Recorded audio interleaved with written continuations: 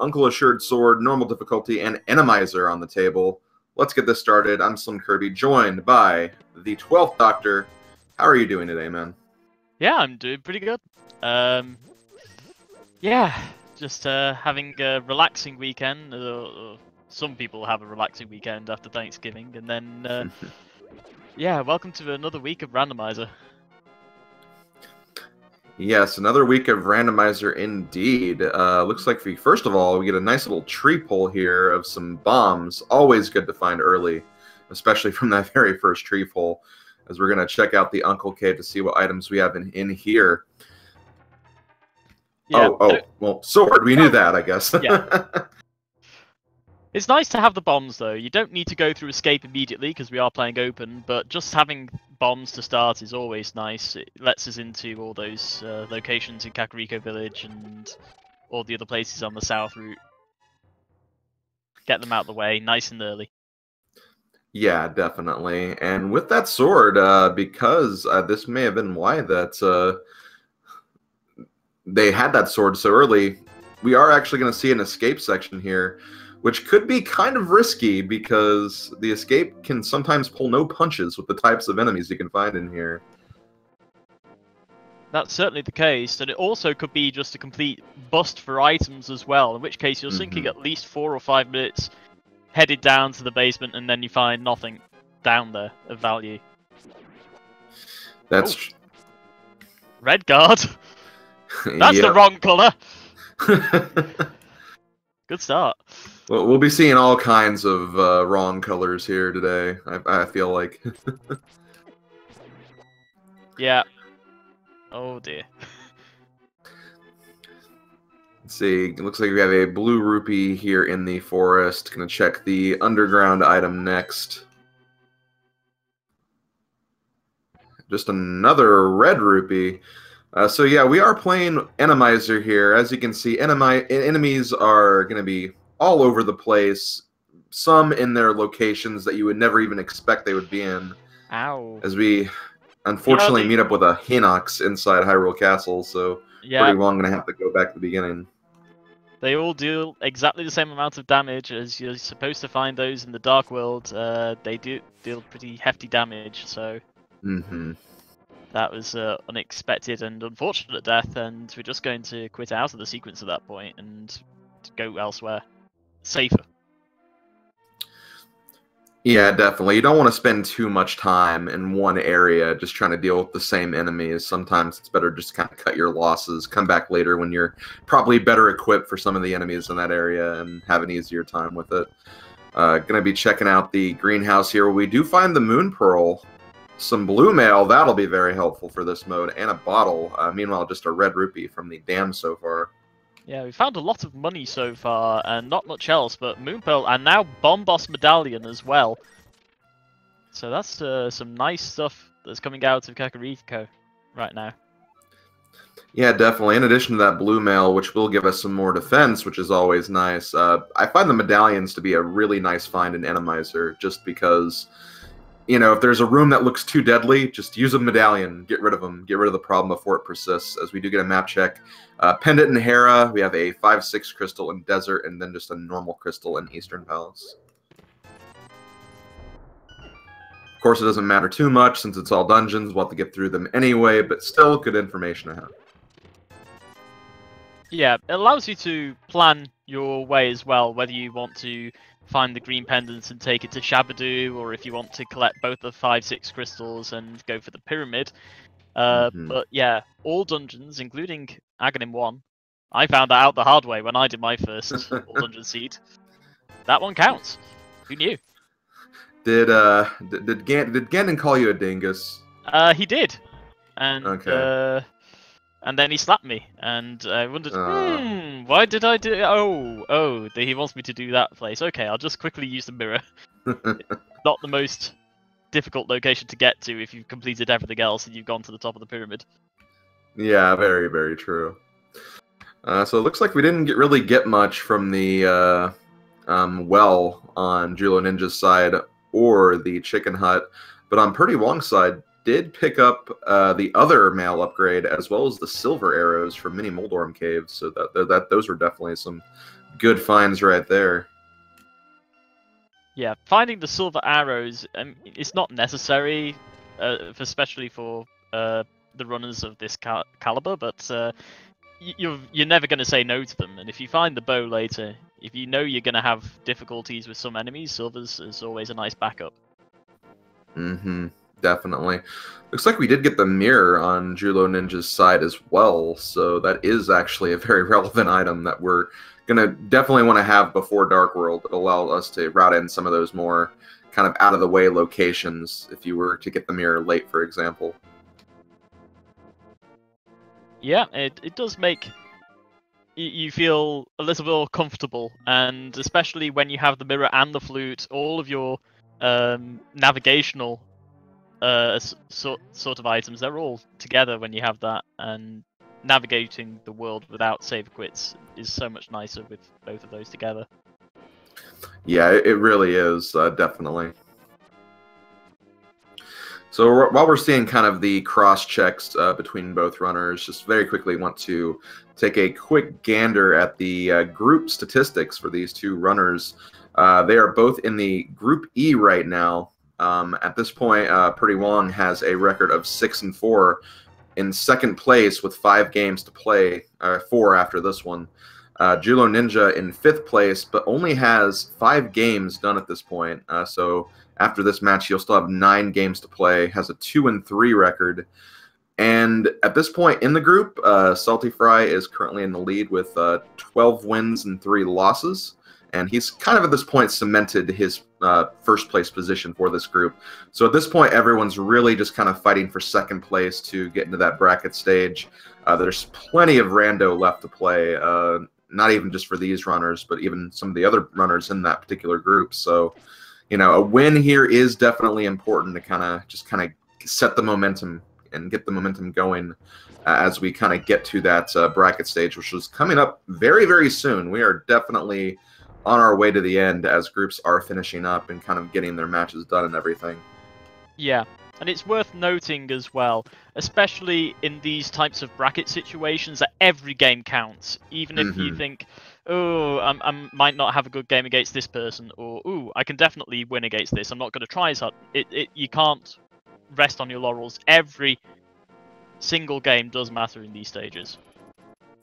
Yeah, definitely. Even if you're like statistically eliminated and you can't make it to the next round, like just crunching the numbers and everything, just having one good game against someone else, that could also just impact the standings as well. So really, like you said, every game is important, and that's every game. Both these, yeah, and that's definitely something both runners are going to be thinking about. So it seems as though we're sort of coming to the end of these cross checks now. Julloninja is now in the Ice Rod Cave, and prdwong has just finished up in Kakariko Well. So we're getting sort of to the end of that point now. Yes, we are going to see where Julloninja is going next. He could opt to go to the escape and kind of finish what prdwong started, but instead going to the eastern area, because honestly, this is a good play, especially in Randomizer, because Eastern Palace, I mean, we are missing the lamp still, but the bow is not necessarily, or it's not a requirement to get through Eastern. We can actually logically get to the boss once we get the lamp. So, and there could be a boss like Lamnolis, which we can defeat just fine with our normal sword item. So, yeah, bow not required. It's also worth mentioning at this point that we've still not found any glove upgrades, so yeah, we've not really been able to find our way into any of the other dungeons apart from Eastern right now. That being said, we've just picked up the Master Sword, so... because with the lamp and no other items, if we don't find gloves and exhaust all locations, then Aga 1 is required. Oh, Dead Rock, please. Yeah, the Bane of Death Mountain, now the Bane of the Eastern Ruins. Yeah, I guess so. But yeah, that'd be an interesting one, seeing as all dungeons, Aga 1 is required to get to the end of the game to kill Ganon, but it'd be required in the Seed as well, which would be very unusual. Yeah, that's right. You kind of mentioned this earlier, but you know, when you're doing all dungeons, one of the things that you really kind of want to do is save Aga 1, the castle tower, for last, because it's literally just a mirror away from the top of the pyramid. And it's just a great way to kind of route that in, and then right after doing that, you land right back at the pyramid anyway, so then you can take care of the Ganon right afterwards. But in a case like this, we may have to actually beat Aga 1 to continue the seed. We'll have to see. We still have some items, and we're going to probably see the end of both chains here in a little bit. So I think after this, we just have Agina left once we get to the end of Eastern and Castle Tower, or Hyrule Castle here. Yeah.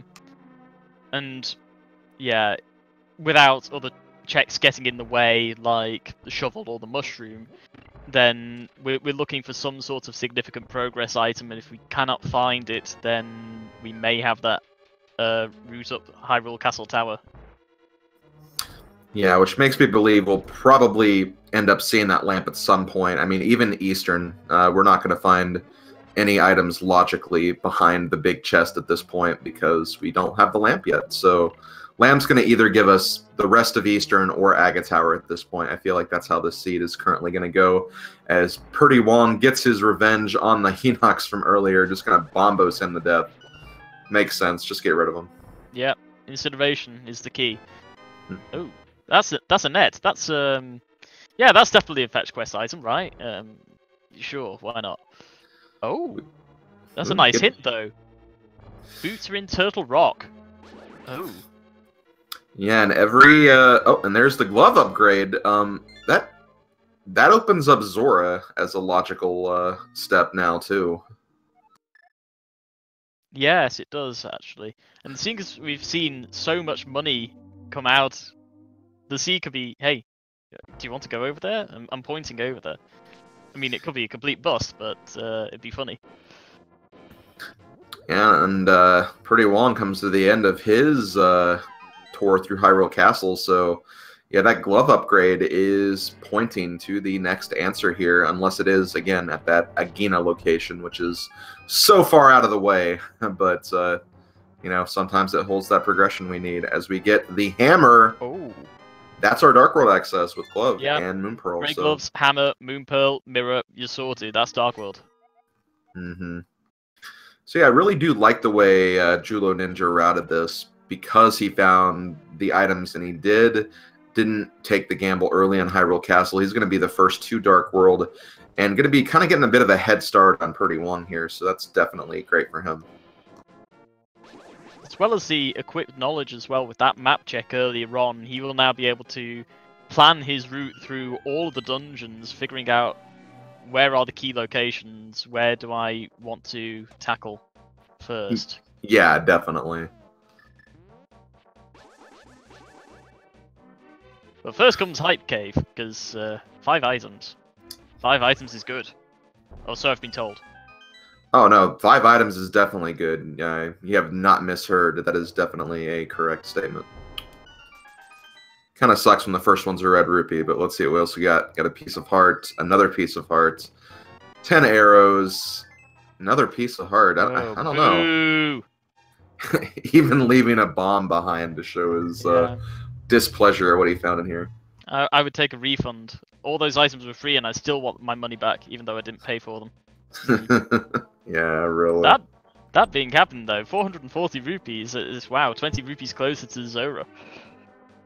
Ooh. Well, at least with the mirror, the catfish check is not as much out of the way. Yeah, that is true, and you know, we'd also be able to check and see what's exactly on the Zora ledge. And as far as like the waterfall fairy cave, yeah, it's annoying. You have to kind of bypass that for now because you don't have the flippers.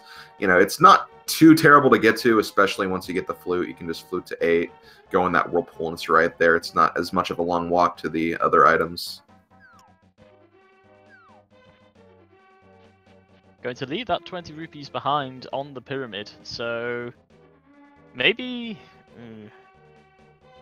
still going towards the catfish area. But maybe we're just not doing Zora for now. We'll go back there later. But I don't know. It's a big risk, I feel. Yeah, it can be a bit of a kind of a risk/reward scenario. You do want to kind of get this catfish check out of the way. It's a location that is very easily isolated if you just kind of leave it alone. And, you know, in those seeds where it has your progression item, it's such an inconvenience to get up there to just check it out. And you want to check everything else because, oh, there's higher odds I'll find something there, and it's quicker to get to. So, may just want to get this out of the way so he doesn't have to worry about that.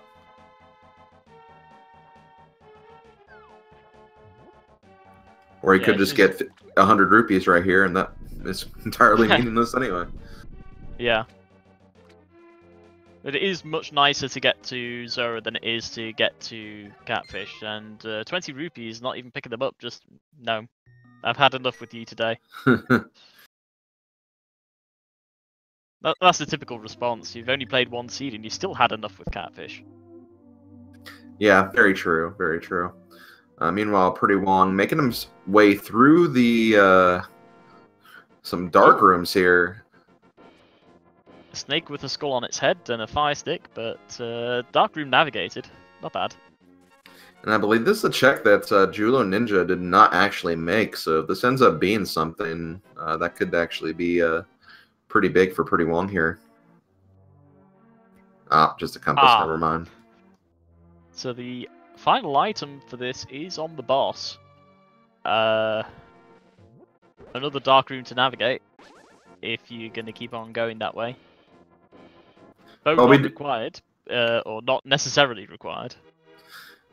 prdwong could be thinking, you know, I do have the Bombos medallion. Or, no. Yeah, go ahead and use that. Yeah. That... Yeah, I would be extremely happy walking into that room with Bombos, because that's just nasty. Don't want to touch that. Did see a map check very quickly on Julloninja's side. Did see a pendant at Thieves Town and a pendant at Mire. The green pendant being at Mire. And looks like we also have another red 5/6 crystal at Ice Palace, and the rest are obviously crystals. So that is our entire world map determined at this point. We have the information. We can kind of prioritize those green pendants and 5/6 crystals if we really want to, but you know, they may just be going up their own route through the dungeons. We'll have to see. Yeah. It's also very useful with this hint system which came in with version 30. You can also check these hints and really obscure locations. So we might find some information that we don't need to go and collect the items from the fairy in the pyramid, or we don't have to go and collect the item from Sahasrara, and obviously that will save us some time as well. So, one piece of information we just got is that Moldorm has 8 eyes in the seed, and he's also the boss of Eastern Palace, so very quick kill for prdwong. That's generally one of the, I guess, free bosses you can get, because Moldorm's, with no pits to fall in, Moldorm's not exactly as threatening as he normally is. Yeah, and out of all the bosses, he's the easiest for the requirement, because all you need is a sword or a hammer. That's it. There's nothing else extra to that. Yeah, Moldorm and Mothula are generally pretty free because, again, their dangers are more so the arenas that they're in, not really the bosses themselves. And as both of our runners have the red mail as well, so accidentally walking into the boss is not going to do as much damage as if they had green. Yeah, exactly. Anyway, prdwong picking up his Dark World access now. I imagine he's going to be joining Julloninja here shortly. Yeah, Julloninja having a little bit of trouble with the bomb jump at the front of Skullwoods, instead opting to jump down the normal way and pull the lever. Saves on bombs, saves on health, so good decision. And heart container for that. I can kind of understand him cutting his losses there, especially with that anti-fairy bouncing around. If you're trying to set up a bomb jump and it kind of just gets in your path, it's like, well, I don't want to deal with that, so let's just go ahead and go around instead. Yeah, especially with no powder as well. No way of safely taking care of the anti-fairy right now, so I think it was 2 or 3 attempts, and then at that point you just have to cut your losses because you're wasting too much time. Yeah, for sure. Let's go ahead and see what's going to be on the bumper cave ledge here. Do not have the cape just yet, so if this is something, we'll have to come back for it later. Just a piece of heart, so not going to worry about that for now. And prdwong has now completed his sad cave, and well, he's sad. We're all sad. It could have been so good. It could have been so good. Never mind. I mean, I guess if you want to kind of like look at it from another perspective, I mean, it did give some heart pieces. If you're still kind of low on health, it may not be too bad, but you know, we're up to red mail already, so it was definitely a disappointment.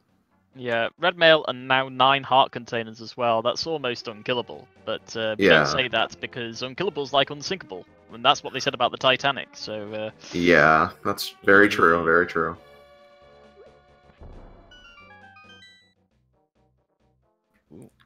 And brewery for Julloninja, 20 rupees. They leave them everywhere. It is the most common item in the pool. I think there's up to like 30 of them, so like you'll probably be finding a lot of those.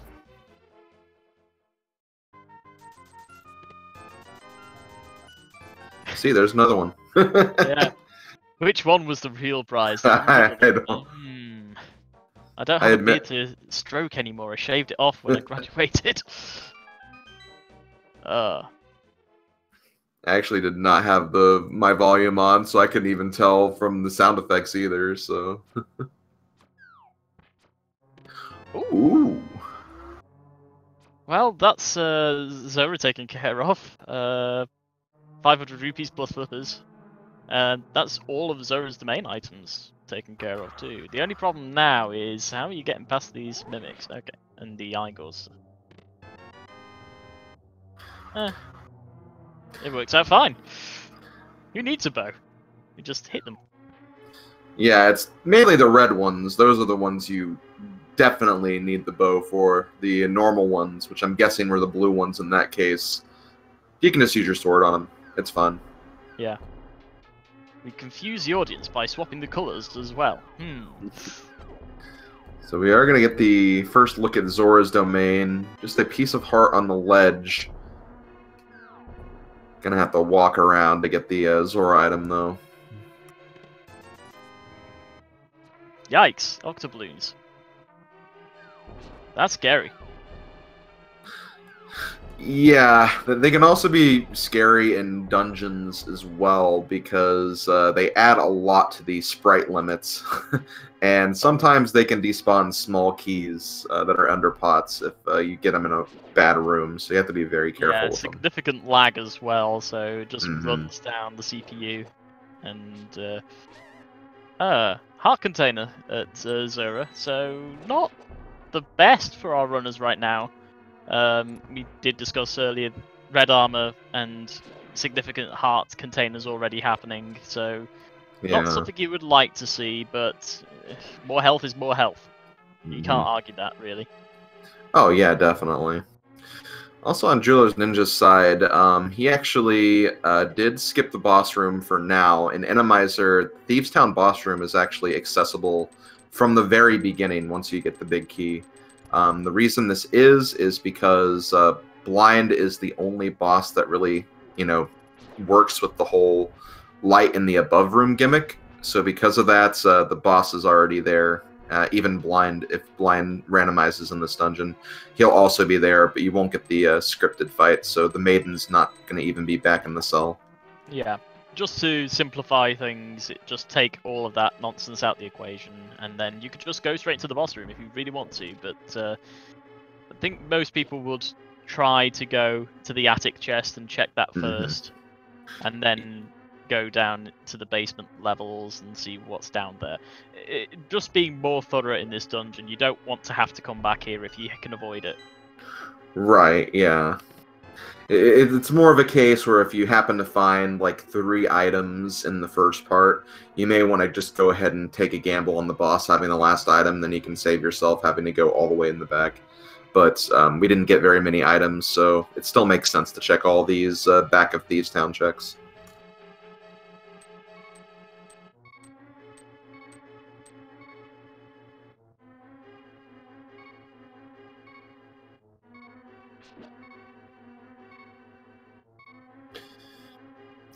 Anyway, as we are kind of waiting to get some more items here, as far as Randomizer being used for this tourney is concerned, the only shuffle options that are actually in place are the enemy shuffle, so you can get like different enemies in different areas. Health and how much damage enemies do, that is unchanged from the vanilla game.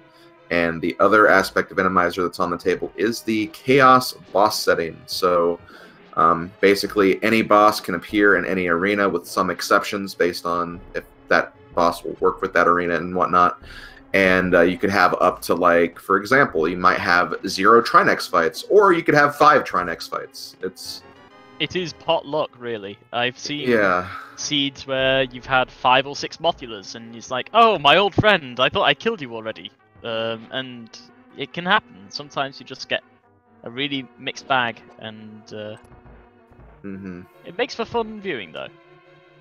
It really, really does. As we find the Vanilla Titans mitt and then the back of Thieves Town.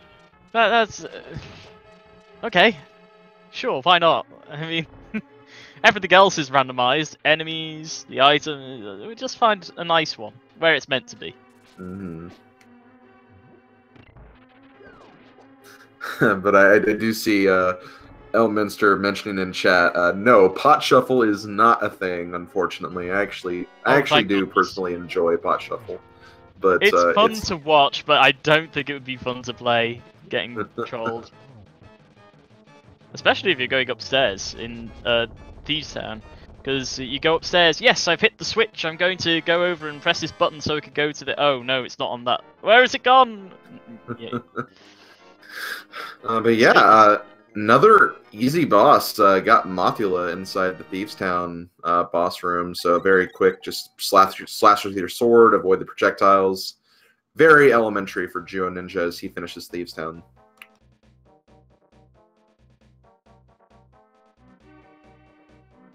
See, prdwong is heading over to the graveyard area, so Graveyard Ledge is on the way. It is, and when I started playing Randomizer, I actually did not know you could access this without mitts and boots, so kind of one of those lesser-known facts that you can actually get there with just the normal glove upgrade.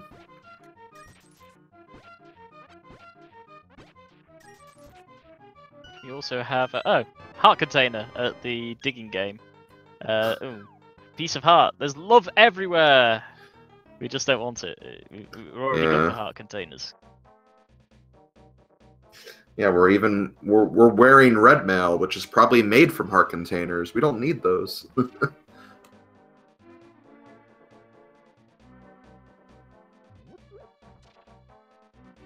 We're just rescuing the dwarfsmith now.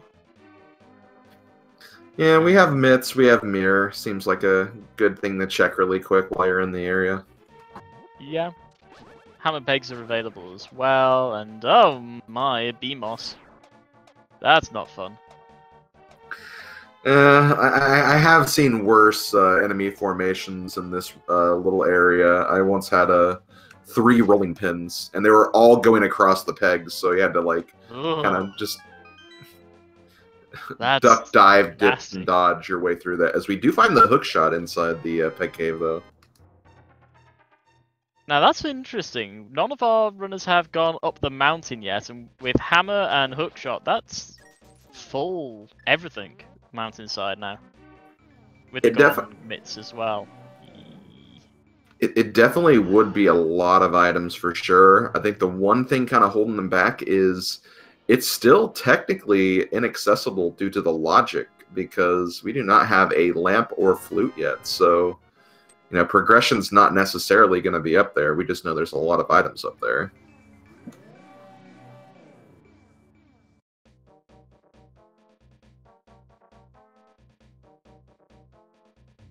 Of course, the big skip would not be useful anyway if there is something important, like the big key locked in the Tower of Hera basement. So you might find your way all the way up there, and you still don't have any fire access, and so you'll get locked out.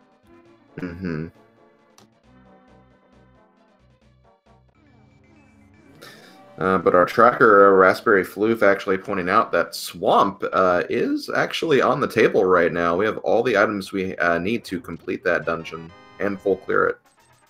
Yeah, that's true. With the hook shot, that's everything after the West Wing, logically, so... Yeah, full clear for that is now available. And with how kind version 30 has been to Swamp Palace, there's probably something in there. Oh, we could always have fun. I mean, we've seen it before where you go in, you decide, I don't have the hammer, but I have the flippers. Let's go see what's in the first chest, and it's nothing. But then you come back later, I've got the hammer now, and there could be a hook shot in here. And then you do the West Wing, and you get no hook shot, and then you come back later with the hook shot. It's like, right, okay, I've come to take you on. Viva la Randomizer. Incremental steps towards completing Swamp. Mm-hmm. Ooh, Ether Medallion from the purple chest. Yeah, 2 down, 1 to go. Of course, Quake might not be required, but always feel happier having 2 of them rather than just the 1. Yeah, Quake may not be required, or it could be the inverse, and Quake is the only medallion required, so we still need that intel on all the other medallion requirements and whatnot. We might not know about Maya for a long time, because you Right. can only access that with the flute, and we don't know where that is. Oh, wow. Nice dodging by prdwong, down to half a heart. But gonna need to be careful. Yeah. Yeah, enemies do that. Even with red armor, they do that. Yep, they do.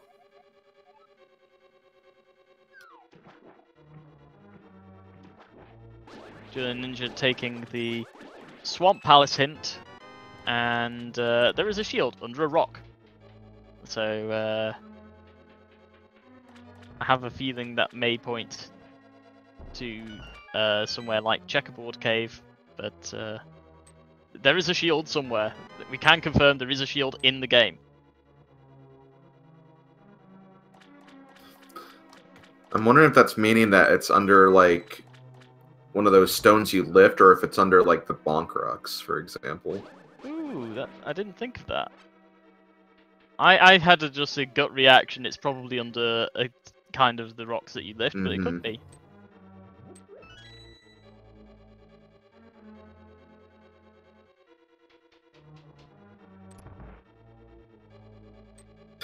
Okay, thankfully prdwong did seem to make it back here really, really quickly, so... And that's with good 6 for him, hearts, at least. it's a lot better than previously. So you have to feel more confident coming back into this area with this amount of health. Yeah, and I bet he's going to be feeling really, really good when he gets back down to the boss and realizing, oh, okay, it's Mothula, good. I'm not going to have to struggle against the boss either.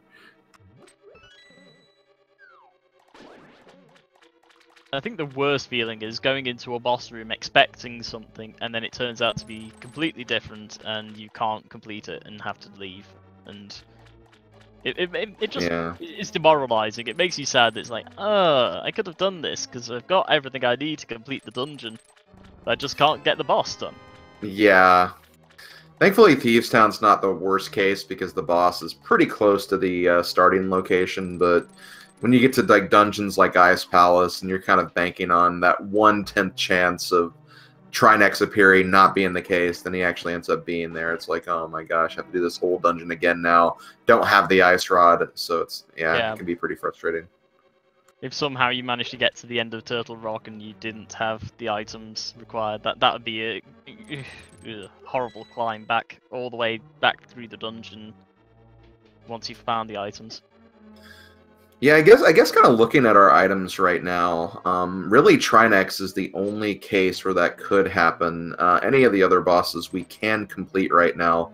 There might be some that might be a little more difficult than others. Obviously, Cold Stare can cause some problems, and we don't have the bow, so Vitreous can be a bit of a pain. But they're all killable at this point, at the very least, except Trinex.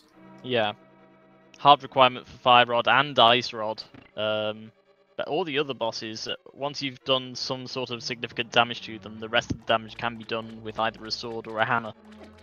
Mm-hmm.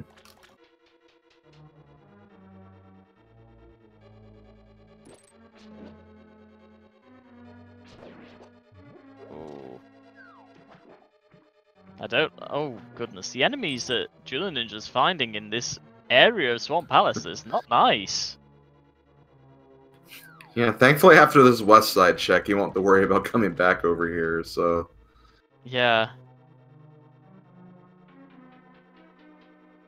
Yeah, there goes the few hammer strikes to Mothula.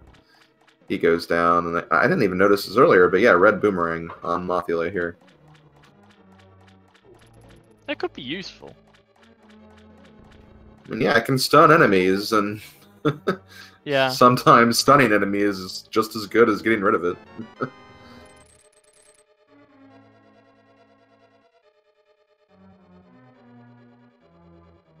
Big key find and oh, piece of heart into full heart container. That's good. That's nice to get, especially with this annoying room they has to bypass here. Yeah. I was expecting nasty enemies up in the top room, and then loads of rubbish in the two chests at the bottom, and possible intentional death warp. Just go back to the start of the dungeon with more health than you had leaving the top part, but no, full heal instead. It makes things a bit nicer. Oh, and there's the lamp. There's our logical Death Mountain access, so that might be a potential play Julloninja might be thinking about after he finishes this. It does open quite a lot now as well, because that's also Palace of Darkness. If you really wanted to, you could go for Hyrule Castle right now as well, the tower, or the Dark Room in the Escape as well. Because when you've played enough Standard, you get used to the idea of, I don't have the lamp, but I have this free aura around me while I'm going through the Escape at the start, and then when you start playing other modes, you go, oh, I don't have that, I'll come back later. I'm fairly sure it's like the one Dark Room no one learns. Yeah, that Castle Tower Dark Room is one Dark Room I still just am not really crazy about learning or even doing. I know it's not as hard as you would think, especially if you have Fire Rod, but it's still just not a great prospect for me. I do find the cape inside the waterfall chest room in Swamp Palace. That's a nice find. It could be useful, especially if you're facing it against a boss which you know you're going to take a load of damage from. You just don't want to be bothered with that. Just put on the cape and then slash away with the sword, and makes everything nice. Yeah, Vitreous is one that really comes to mind. Looks like we have Lamnolis here. Wow, getting a lot of fairly simple bosses so far.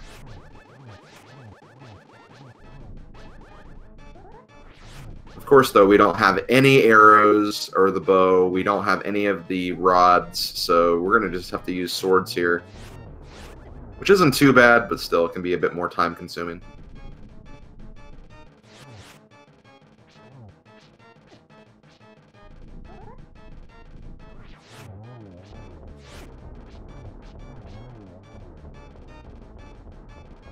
Relatively quick fight, so it's not the worst. And there is a crystal involved as well. Right, so overall, Swamp Palace didn't really pay off too much. We did get the lamp, which again, it's our ticket through dark rooms logically. It can also light a couple of torches if we need to do that at some point. So I'd say it was a decent find at the very least, probably where the game was kind of expecting us to go next anyway. Yeah, I always feel safer having at least the lamp or the fire rod. To take care of those places where you definitely need a fire source. Mm-hmm. And logically it puts the mountain in access, it puts Palace of Darkness in, so that makes me feel a lot more comfortable with going to those locations now. Mm-hmm.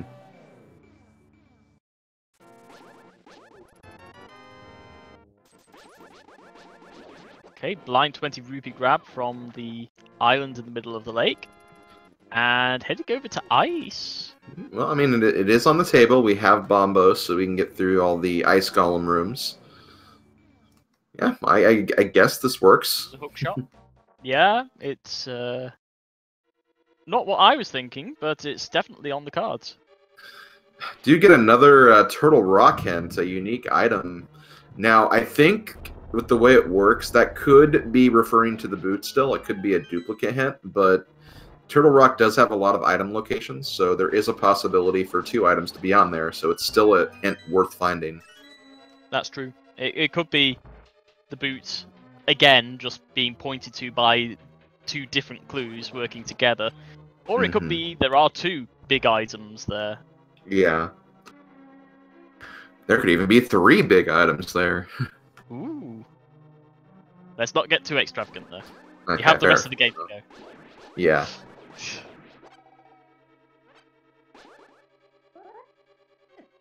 Also, don't need to worry about these Igors. In a scenario like this, when there is like a chest or a door being locked behind killing all the enemies, the Randomizer will always make sure you can actually kill all of the enemies. You're never going to be in a situation where if you were to come into this room and not have the bow, you wouldn't get like a red mimic in those types of rooms. So all those rooms are basically allowing you to be able to kill everything with just your vanilla kit of items.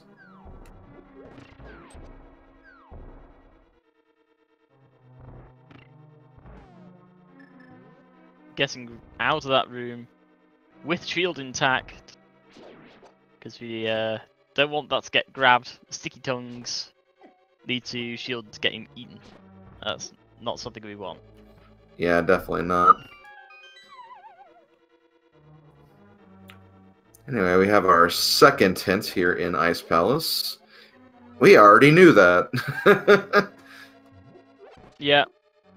It's considered an out-of-the-way location. To be fair, it is. But we've had that recently. We get loads of, what do we call them? Post-cognitive hints. The game is really good at telling you about items you've already got after you got them. So it's post-cognition. It's really good at doing that.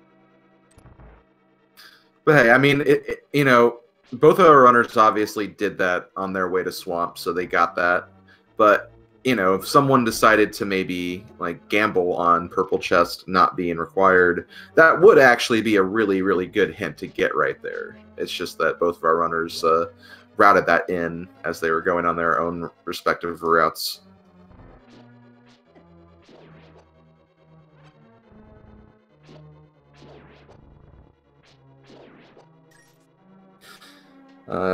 Was Lumberjack checked? I don't think it was.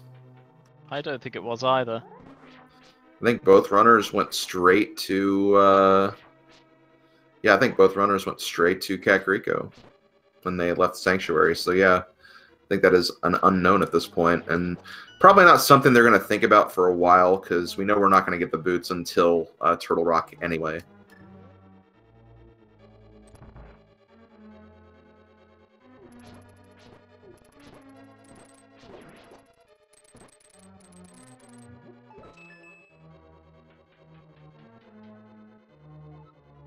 So it seems as though prdwong has skipped the west wing of Swamp and is going straight to the back.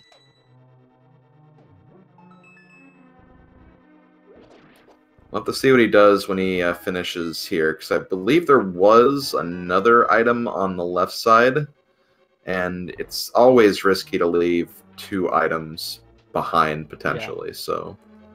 Especially because one of those, the left chest was the big key, and the big chest had the lamp, so... yeah. Dodging the lamp might not be the best of plays. From experience.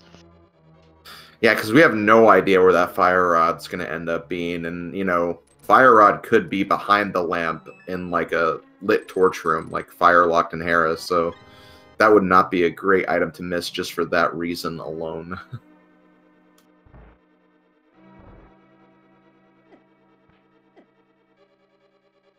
Oh. Big spike. Please no. Don't do this. Don't let this happen.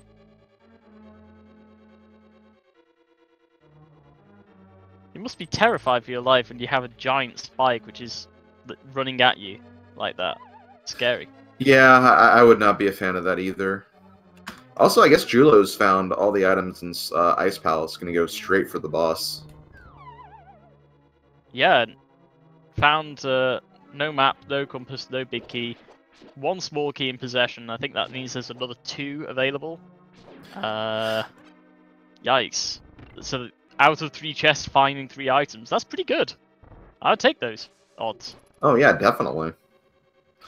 But here's the big question. Are we going to be able to finish Ice Palace? Or will we be Trinex blocked? Well, only one way to find out. Jump down the pit and... Oh, Mothula, what are you doing here? It's Isula. Look, I'm blending into my environment. I'm part chameleon. Who knew? And now I'm dead. Rip. Hey. So, I just noticed something. prdwong kind of left Swamp Palace. Oh. Oh. Oh. So... Yeah, instead just deciding to go and check out our friend who lives underneath the bridge. So yeah, when we get to those torchlight locations, let's, pay attention. Let's make sure that, he can still technically complete the seed without the lamp, but, if that's, again, if Fire Rod is behind that, he could be in trouble and may not go back there for a while.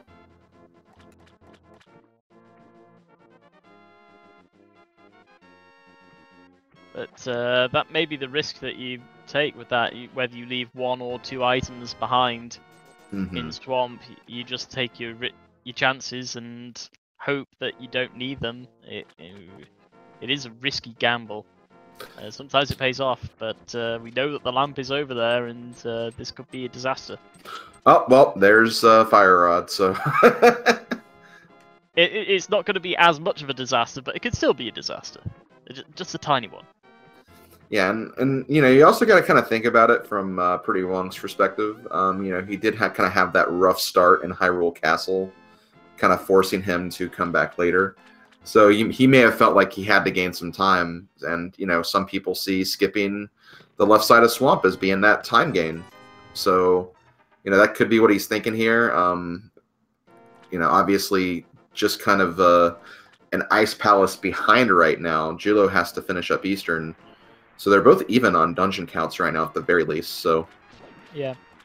And it's worth mentioning, I've seen in the chat ask some people who've maybe never seen Randomizer before, why are they doing different strategies? Why is this runner going over here while the other one is ignoring that and going elsewhere? And the reason why is if you feel that you are behind in a race, you do things that you don't normally do in normal practice, or you're just playing Randomizer for fun.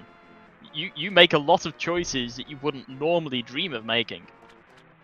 So when you suddenly know you're leaving definitely 2 items behind, but you're going to hope that it's nothing important and you're just going to try and make up and save time by not doing those checks. Races make us all do crazy things sometimes. yeah, that's true. If you know you're up against someone who's very well versed in Randomizer, like, you may actually make more gambles. You may kind of like, okay, well, this is what I think this runner would normally do. Let me try to play against that and go to this other location, see if I can get lucky. And that has had success in past races before. So it is something you have to think about when you're making your way through these seeds. prdwong not able to save his shield. It got eaten by a pumpkin. He won't get another shield until he gets a shield upgrade. That's true. And, also, we are getting the Lumberjack check, as was asked about earlier. I think it's just a piece of heart, though. It's a piece of heart, yeah.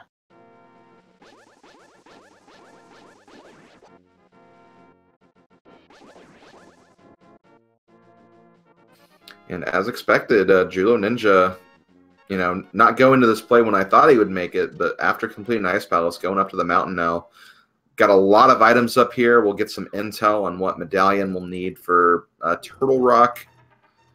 Hera's pretty much completable at this point, so yeah, assuming there's not a Trinex, which I don't think there can be in Moldorm's arena, but it would be extremely difficult if it was. So I want to say that's not one of the possibilities. I don't think it is. I know that he can't appear in the Ganon's Tower Moldorm arena, so he probably can't appear in that one either. That arena is too small for him. He won't fit.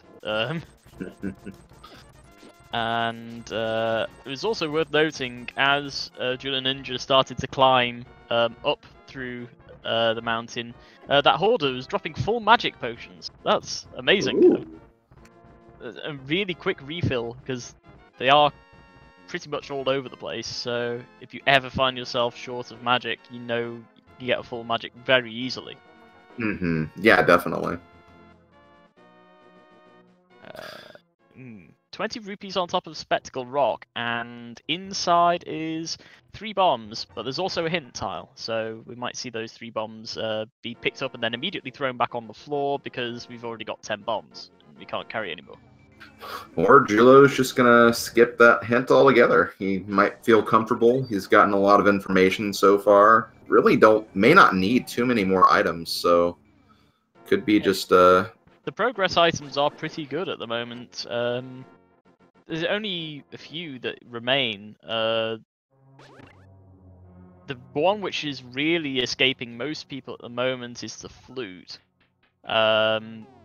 But also the red cane, the ice rod, the bow, they will be needed at some point. But I would be happiest, out of all of those, I'd be happiest to see the flute. Because it definitely makes sure that you can get into the Misery Mire area. Yeah, for sure.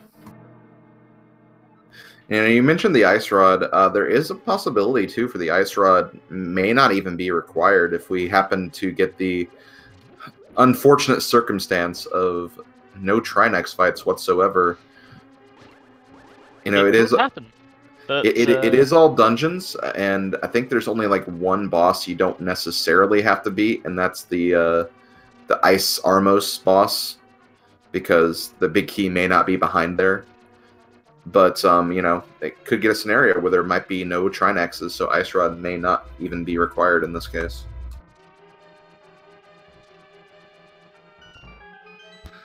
Also, I love how the tile room spelled out the word tile.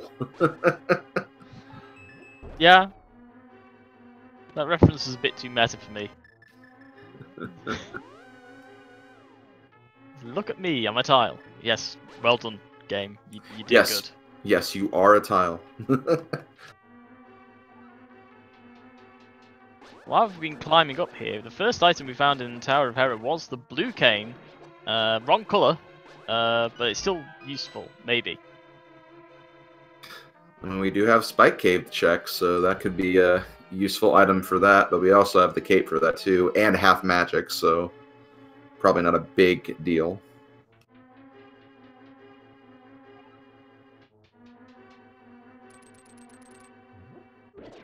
But yeah, going over those other items really quick as well as we check in to the other, let's see. Okay, that's good information. Get the Misery Mire big key and a small key are fire locked in Mire, so.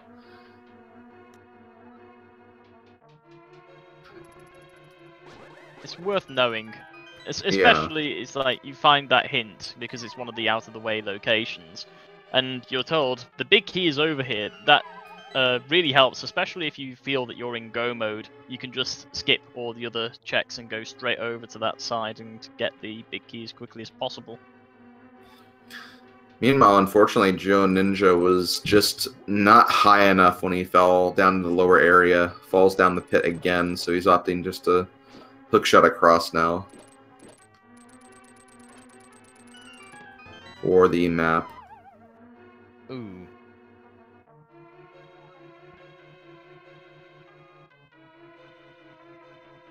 Well, it could be worse.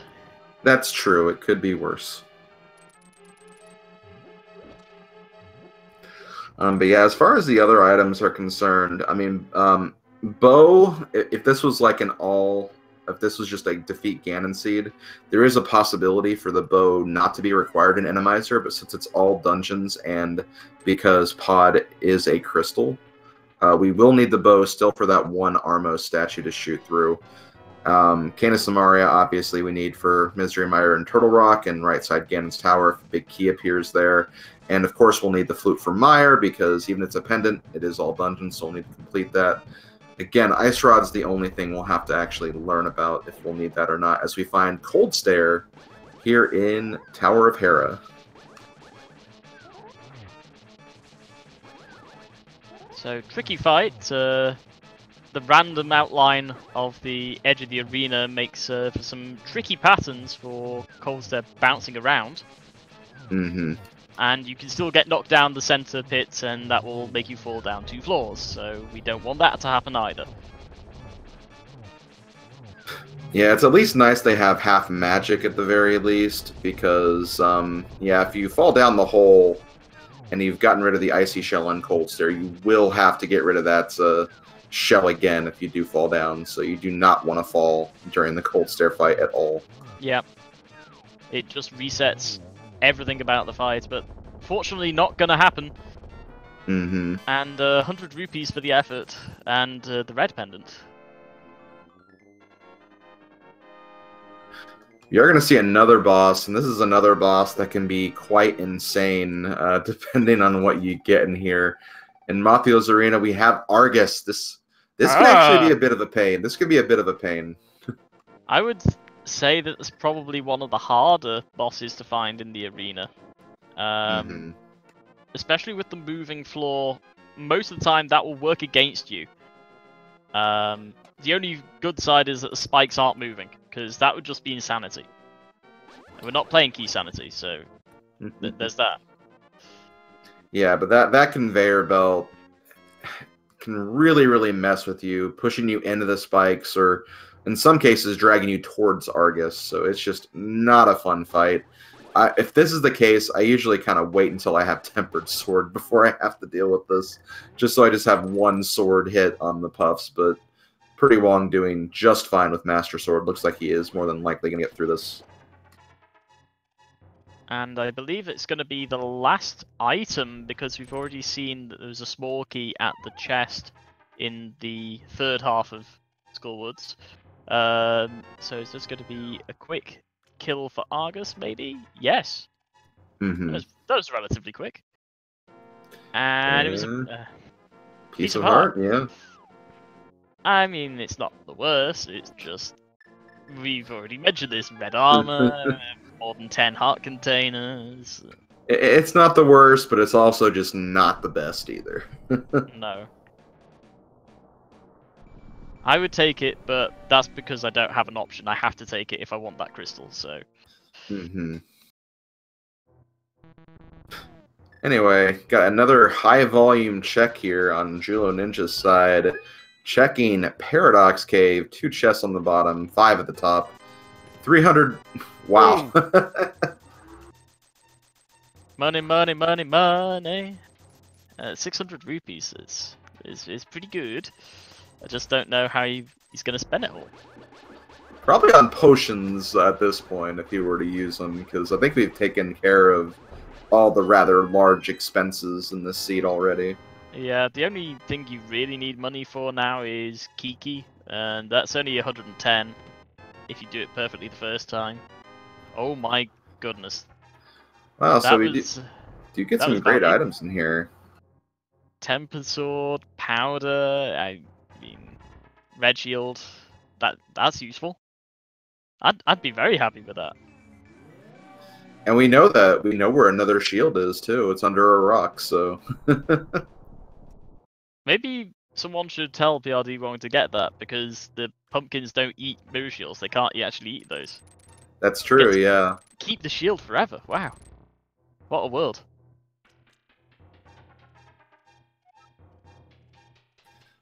Yeah, as chat's saying, that Tempered Sword would have definitely helped a little more with Cold Stare, but, you know, it wasn't too bad. I think routing kind of worked out better this way anyway. Yeah, and it allows you to do all the checks around this area as well, and you can do it all in one go. And you can also check the hook shot cave. You can check what the pendant the medallion requirement is to get into Turtle Rock, and we're going to have a quick peek at that now. And it's ether.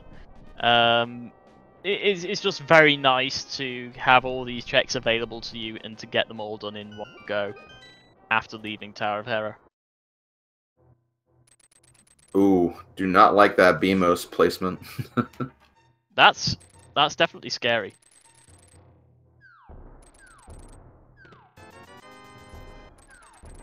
Looks like he is going to make it through, though. Getting a lot of cash so far. If the 600 rupees he got earlier weren't enough. Yeah, he's another 70. Ooh! But you get a red cane for your troubles, too. Yeah, and that seems like a very good deal, I'll take it.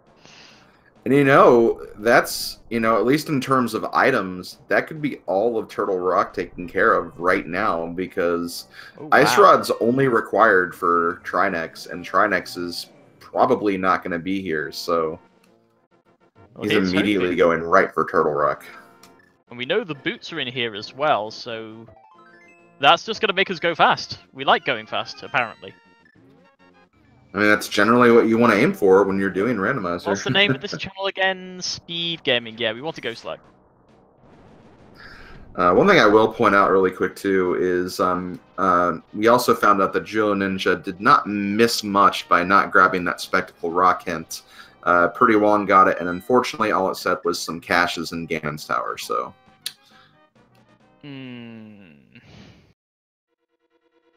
Well, here's another hint. Unique item, Tower of Hera. Yes, it is. Mm-hmm. Post-cognition kicking in again.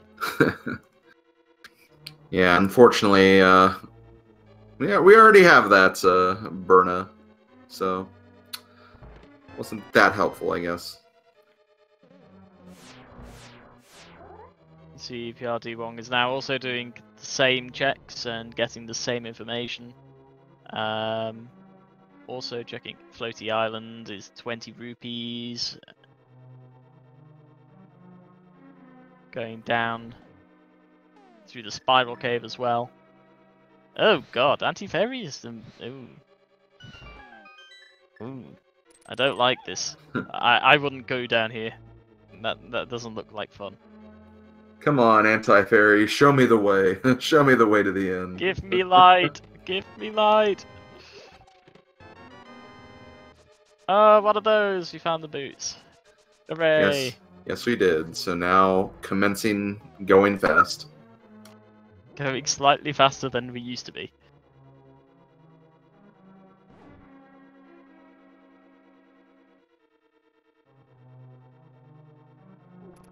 At least they're out near the front and not on somewhere like Laser Bridge where you might not even have to do it and you're thinking, I know there are boots here, I don't need to do this. And, yeah. Yeah, really. But let's be on the lookout because there could be another unique item in here from that other hint that we got. So, boots may not be the only thing we find. Oh goodness, there's fire everywhere. We haven't even got to the lava room yet. I know, right? Did someone offer, like, the turtle, like, antacid or something? Because he's got severe heartburn. Yeah, definitely. It's a mess in here.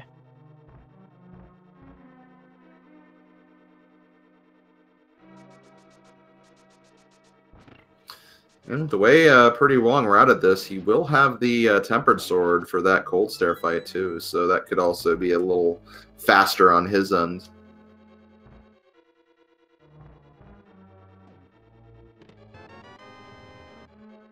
Okay, so another unique item. We found the book. We found the book. We found the boots. We found the book. Let's just throw the bow in here too. Get the two B and O items out of the way. The three. Yeah, book gives Ether Tablet, Bombos Tablet, and entrance to Desert Palace, so alternative for the flute, because Still haven't found that, so we've definitely got one way into desert.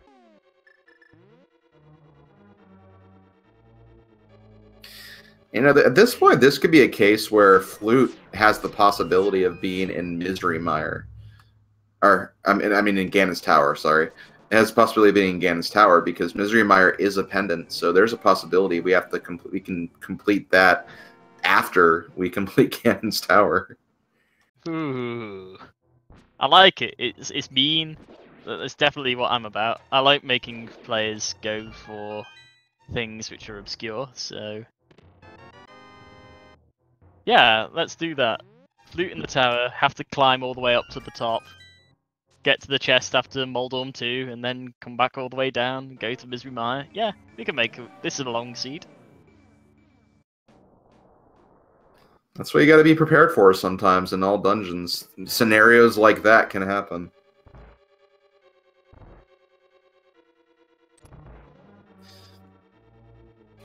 And looks like prdwong's also going to be taking care of Turtle Rock before he takes care of Tower of Hera.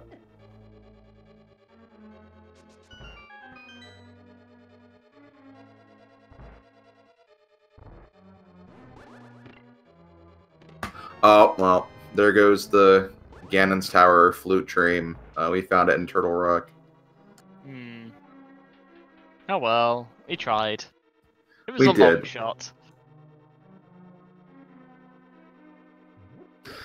So at this point, like, we're really looking for just the bow and then, you know, Ice Rod for potential Trinex assurance.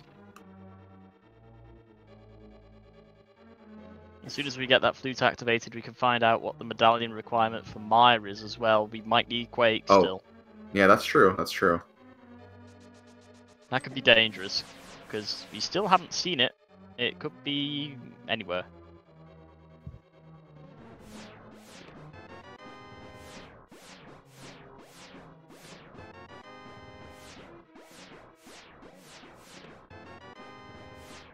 There's the small key that we need, but no more items. The last items is where Trinex should be. It might not be Trinex, though. Yeah, I think this is one of the arenas that can actually beat any boss, because it's a big arena. All the bosses will work here, so pretty much anything can be on this one, I think. Yeah. The spikes are at the back of the room as well, so they're out of the way, quite innocuous. It could be anything. And of course, it could also be Trinex. It'd be vanilla. And it may everyone confusing the audience. Oh, very mean chain chomp on prdwong's side. Yeah. Oh no! Confusing the audience, is this even randomized?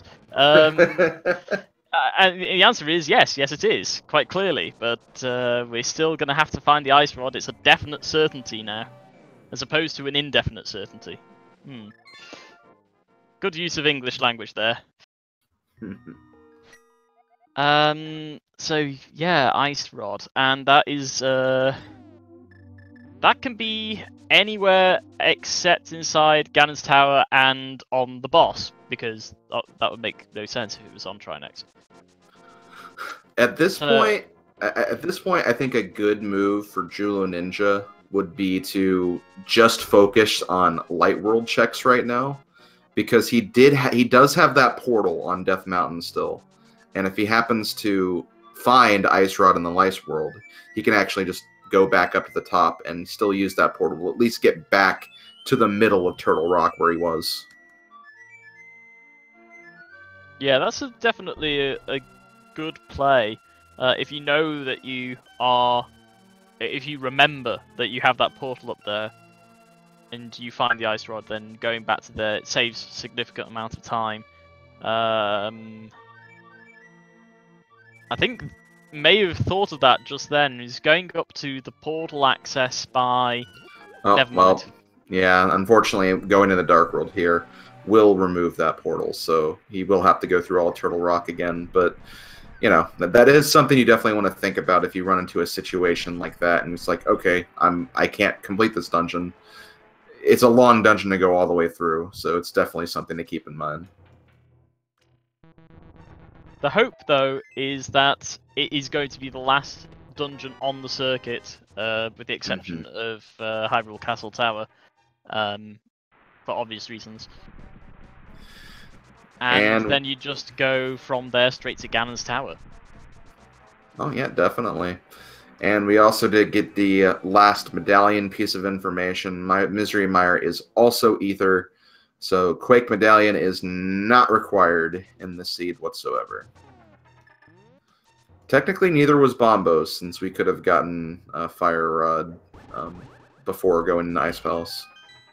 That's true. But you never know. Sometimes you find the Fire Rod in Ice Palace, and that confuses everyone as well. More confusing the audience. More confusion.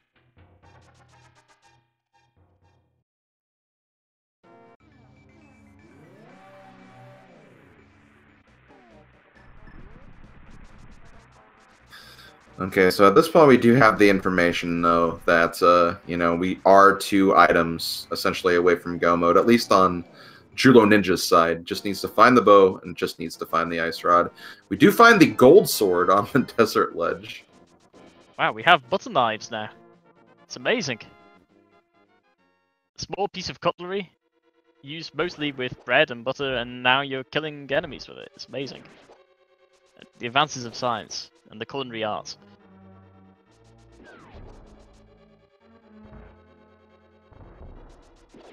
And yeah, that room is significantly less scary without the BMOS.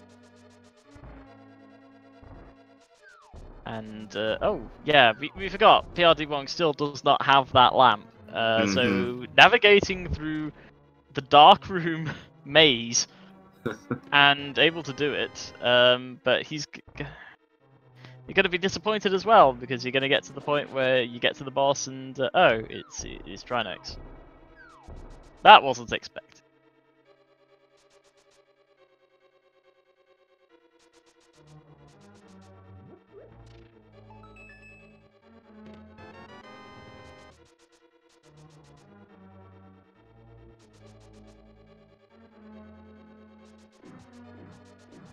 Okay, so I'm going to check the 2 items on the right side of desert now.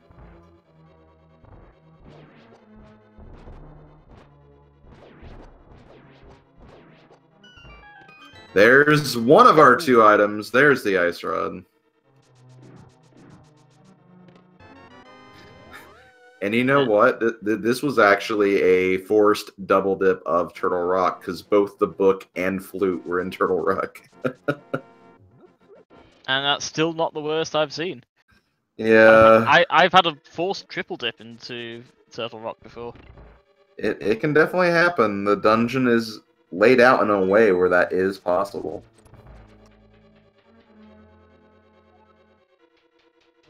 The worst part about that triple dip as well, it wasn't I had to go back and kill Trinex. I had to go back to the Mimic Cave after collecting the mirror. Oh, how that happened, I have no idea, but I completely forgot that check existed, and yeah, we didn't complete that seed. I wonder why. Chat also pointed out that Desert was also Boots lock, so you also needed the boots from Desert as well. That's hilarious. It's a good thing we go to Turtle Rock first, then. Get all of these items, making Desert possible. Literally all the items. And now chat's calling for Bo being on Trinex now, too, so... Ooh, just to make the pain complete. Wait a minute, you're not meant to be here, Armnos. Get back to Eastern Palace. Oh, and yeah, we do not have the bow, so yeah, we're gonna go for some Fire Rod strats here. Even if we run out of magic, I think that gold sword will also be a pretty solid tool to use, too.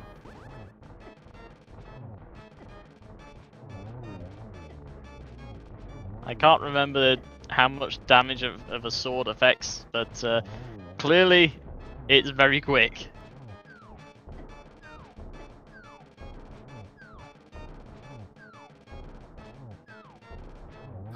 Still That takes was about, yeah, it still takes 6 hits just for a gold sword, though. So they are pretty strong considering.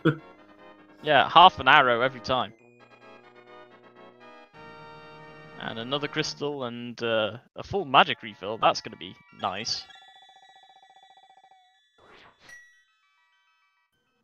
So I imagine the next play for Julloninja probably going to be Misery Mire. We are still in the area after all, so that's going to be more than likely the next step, as we're still looking for that bow. It just makes sense. If you've been in this area, there are 2 dungeons immediately available. Take them on at the same time, and you know you can definitely complete both. So it is a no-brainer, really.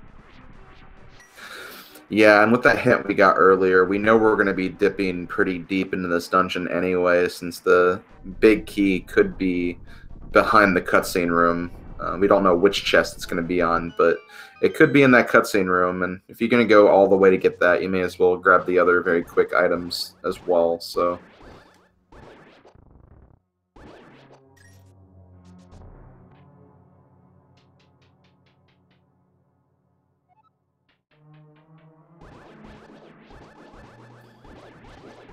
So yeah, prdwong did not take on Tower of Hera, just due to the nature of where he was when he finished his Turtle Rock dive. So because of that, you know, that dungeon is still going to be there and could be on his mind for a bit as he finds the Ice Rod himself.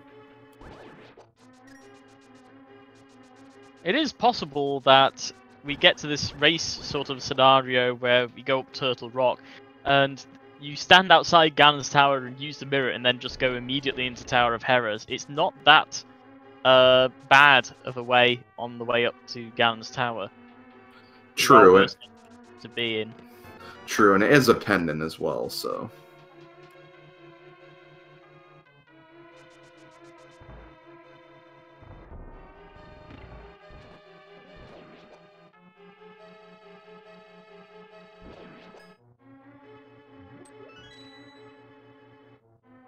Collecting the small key, and then in the chest is the bow! Okay, well that is our go mode, folks.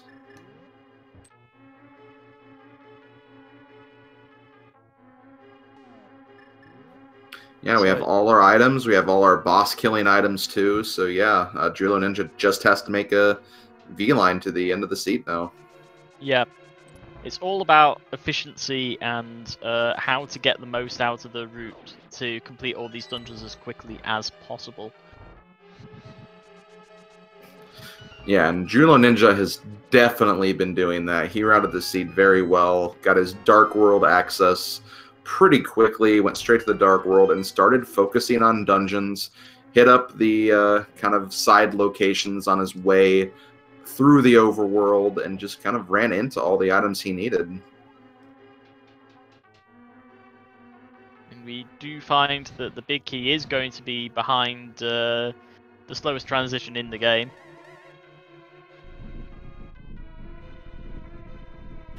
And this is a vanilla location too. Yeah, and at this point, I don't think he's even gonna consider that hint that's on the back wall. So yeah, he has all he needs.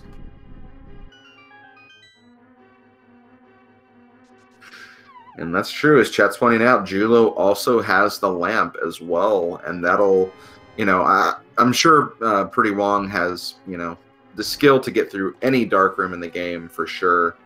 Very, very skilled player, but you know, just that little bit of faster execution from being able to see what you're doing will definitely help Jullo probably a bit more in the long run. Yeah, we've already seen prdwong can get through the dark maze in Turtle Rock. That's one of the scarier rooms in the game. The other being the dark room that's just coming up in Misery Mire for Julloninja, and going through Hyrule Castle Tower, that's a not nice place to go through as well. There are a lot of nasty traps in there. There's a maze room. There's a room full of pits. It's not great to go there without a lamp. So there's yeah, nasty times ahead. And you know, I do see and understand what prdwong's going for right here. Obviously, he didn't go to Mire, so he's not going to get the bow. But he did get that one hint in Turtle Rock. There was a unique item in Tower of Hera. So because of that, he kind of assumed, well, if bow's in here, I may as well just go straight to Tower of Hera and make that check. If it is the bow, then I'm fine. But unfortunately, it was just the Cane of Berna.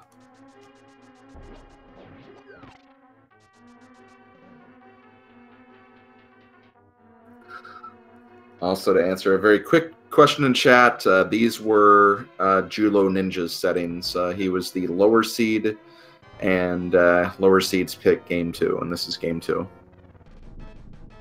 So we have another Lamb Molars fight. This time we have the bow, so a very quick one cycle with silver arrows, and there we go. That's the end of Misery Mire. The green pendant obtained. And so yeah, at this point, Julloninja has to make a quick stop over to Skull Woods to finish up Mothula. Then he can go to the eastern pod area, complete both dungeons at once, and then head right back up to Death Mountain, finish up TR, and go straight into Ganon's Tower, and then mirror over to Aga 1. So that's pretty much going to be his route at this point for the rest of his seed. Yeah, when you get to this point, you have half the dungeons complete. If you know you're in go mode, then your ideal route sort of plays itself out. So now we've sort of reached that point where we've hit the race to the finish, and the route seems to have sorted itself out nicely. Yeah, very, very nicely.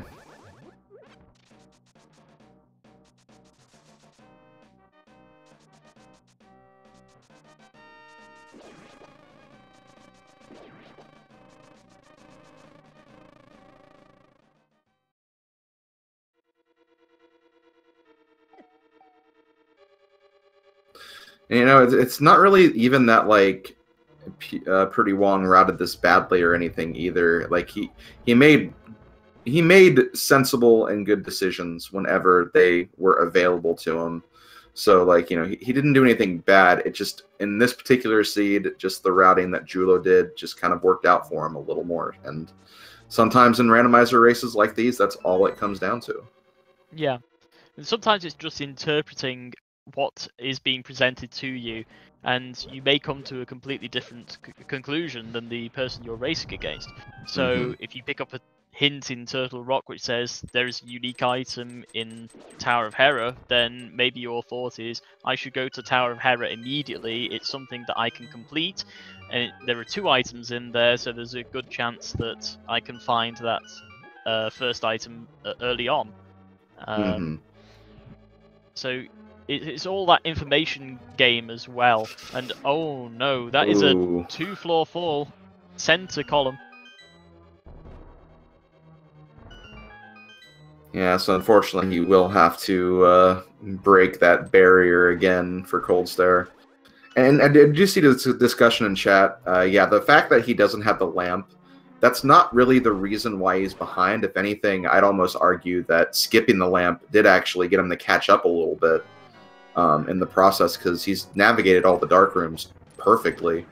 It's, again, just, it's more so he took a little longer to get his light world access, and, you know, right here as we're seeing, like, he didn't go to Mire right after, so as a result, is going to be losing a little bit of time here, but, you know, the lamp is not why he's behind. Yeah, it's all about rationalizing, can I save time here? Do I think I'm behind? Should I make this check? And obviously he must have thought in his decision, there are 2 items still available in Swamp. I'm going to take the gamble that there is nothing here. It is going to be junk for me, and even if it is the lamp, I can still make plays in this game. I still don't need it. So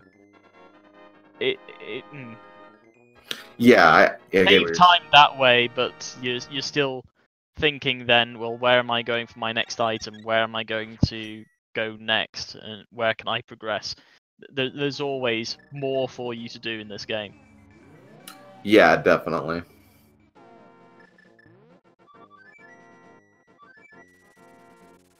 Mothula area down. Yeah, we found Argus there. Ugh. But a clean fight and some potions coming in because yeah, we've got over 1,000 rupees. We'll be fine. Mm-hmm. Before heading off to Eastern Pod area.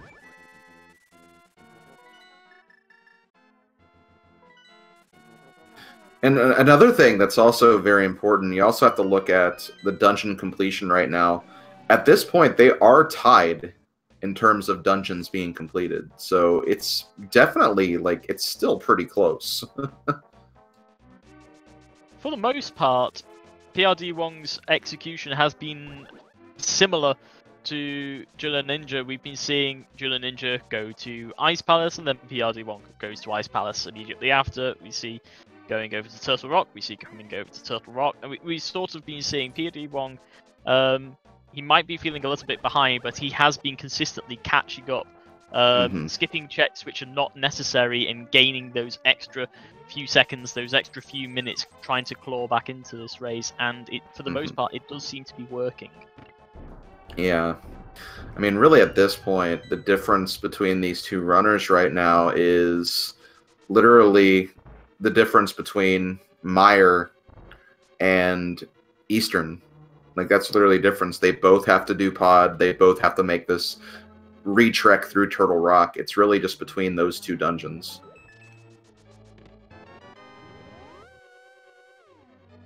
Oh. That's interesting. The big key is in the basement chest in Palace of Darkness, so this dungeon technically bow-locked. I say technically because, of course, the red mimics might not be there, and you might get away with getting through that area for free, but in a normal run, that would be bow-locked.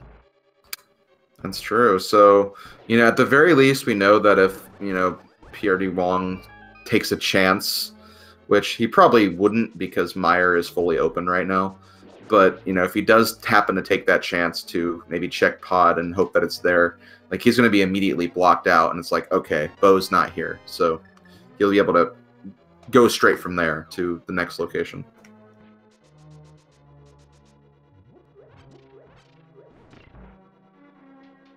Of course, finding the big key very early on, Julloninja is able to skip right to the back and ignore any of the other checks in this dungeon. So that's an added bonus there.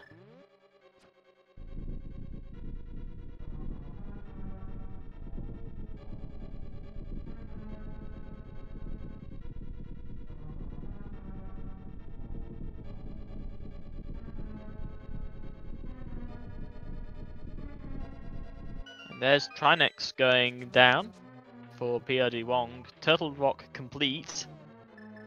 An extra piece of heart, 15 heart containers now.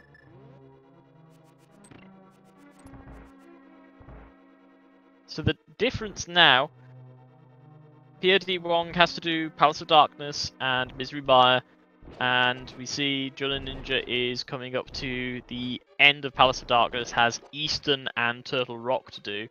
And then, of course, both players have to climb Ganon's Tower and get to the top of there, and then they have to go and finish what they started in Hyrule Castle, climb Aghanim's Tower and defeat him. We create a time paradox as well, because we defeat Aghanim 2 before Aghanim 1. You can't do that, Snake! Also, another vanilla boss, unfortunately. Just a Helmasaur here in Palace of Darkness.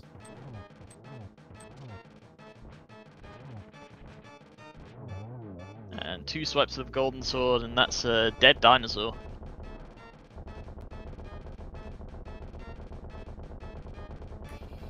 Okay, so looks like prdwong gonna be working on the. Yep, he's working on the boots locations that he has available to him now. That does make sense. If you have boots, you've not been able to check these locations before, and you're not in go mode. Yeah, Bonk Rocks and King's Grave normally has something nice. The first being King's Grave, 3 bombs. Now, if what we found out earlier was correct, prdwong is going to have a much bigger shield in front of his face if this is what that hint alluded to earlier. Oh, no. Okay, a different rock. 20 groups. I think Julloninja skipped Checkerboard Cave before, didn't even go inside. Oh, So... okay, so that is probably the mirror shield location then.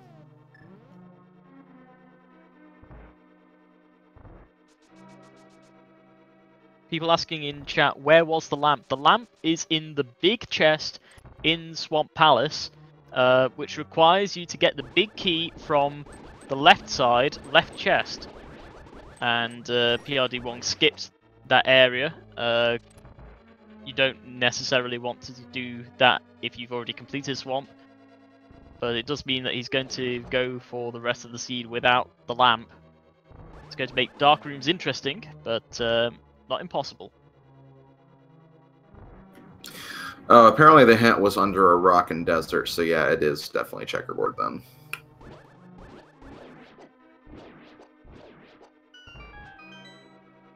We are seeing some more bottle strategies, filling up on blue potions. So you've got, when you have over 1,000 rupees, why not?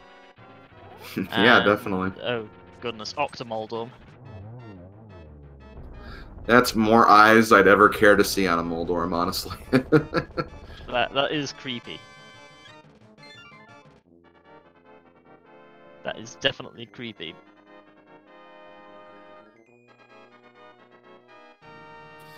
Okay, so prdwong is going to Mire next. He will get his bow now, so that's good for him. But Julloninja is making his final climb up Death Mountain. Just has to finish up Turtle Rock.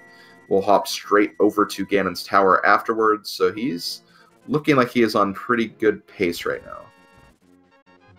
Yeah, it's always nice to have Turtle Rock be the last dungeon. It is literally right next door to Ganon's Tower. Mm-hmm. The only other one that you'd really want in this situation being Tower of Hera, but normally at this point in the seed, you've already been to Tower of Hera. It's one of the earliest dungeons you can access. Mm-hmm.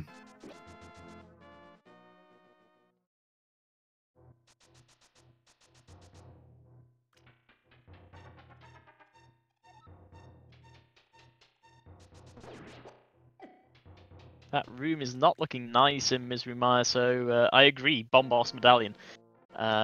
Take care of all those enemies and just let's get on with it. Go through the rest. Yeah, I would not be surprised. I mean, especially because we have that half magic. Even through some of the rooms of Ganon's Tower, Bombos Medallion is a very great solution. Especially when you have those shadow enemies, which sometimes take a while to actually like come out of their hiding space. Bombos will immediately kill them, and that's just really kind of in some cases, the fastest way to clear some of those Ganon Tower gauntlet rooms. Yeah, you can't hide from the explosions. Nope. But you can look away from them and look cool doing it. Yeah, of course. And there we go. prdwong is now also in go mode. Still has to grab the big key from the left side, but he did get the hint, I'm pretty sure, so he'll get that no problem.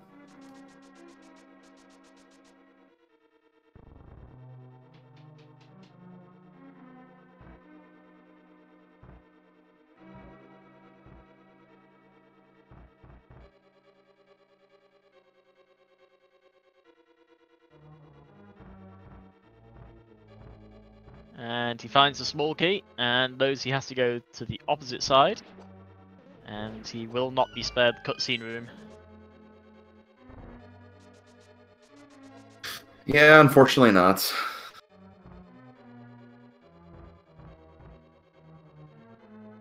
Whoops. Just skip through that door. It's fine.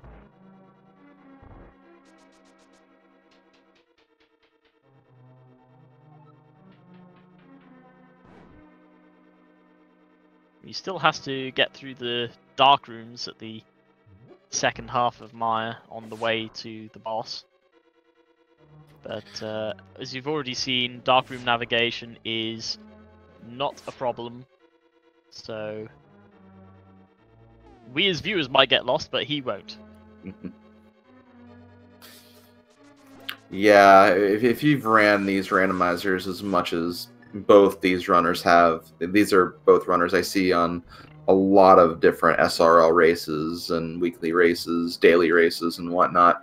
You know, you're more than likely familiar with all the dark rooms and just little tricks you can use to find your way through each of the dark rooms. So this is going to be pretty quick. You'll be see any enemies spawning in and out of existence as we get through here.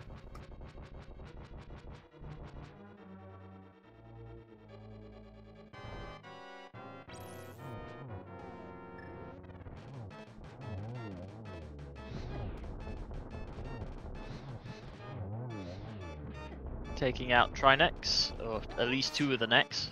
There are 3 of them, hence the name. While prdwong is navigating through the dark room using the red canes to help. And what would you call that? A 0 cycle, 1 cycle, half cycle on the Trinecks, the rock neck, and he's gone. It's a good cycle for sure, and with that, we are going to be heading on over to Ganon's Tower, so I guess we'll go ahead and get this started here. There are 22 locations inside Ganon's Tower that could have the big key. And chat, if you want to guess what numbered location you think that's going to be, feel free to get your guesses in now, because we'll be ending it very shortly here. Yeah, don't have much time, as we did say. It's right next door, Turtle Rock, so there is not that much time to get your guesses in. All you need to do, though, is pick a number between 1 and 22. And good luck.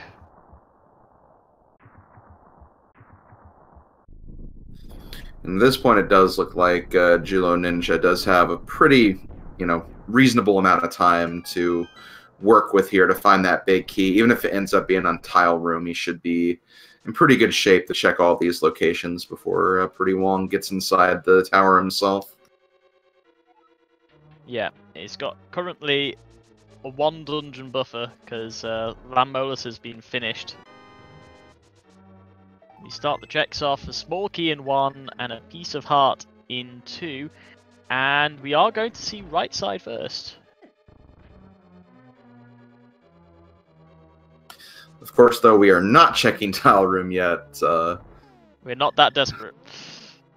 Yeah, and when you're against what he's thinking is a good opponent, you don't want to waste that time on Tile Room and then find out later that you lost because of checking Tile Room. So, just not a safe check to make.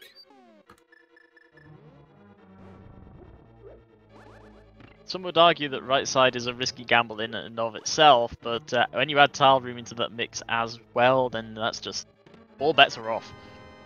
Yeah, pretty much. Compass 3, piece of heart 4, big 25, a bee in a bottle 6.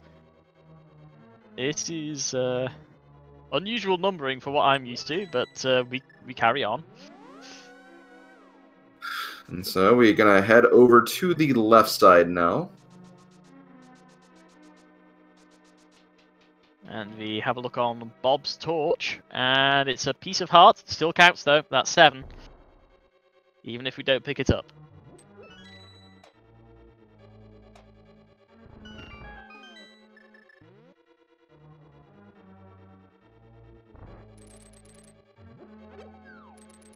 Interesting enemy placement for this one. Instead of the 4-star boss, we have, oh goodness, some levers.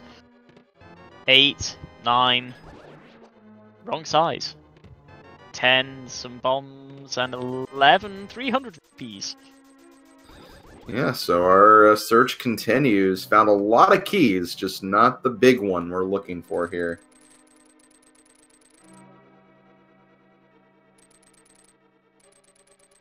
That's obnoxious. Is small spike has been replaced with a big spike. Yeah, really. 50 rupees in 12. Rip my chest.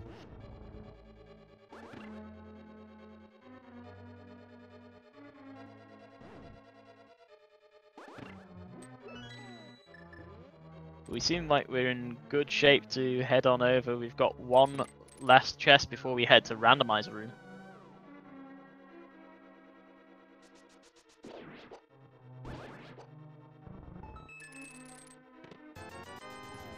And the money just keeps on rolling in, another 50 rupees.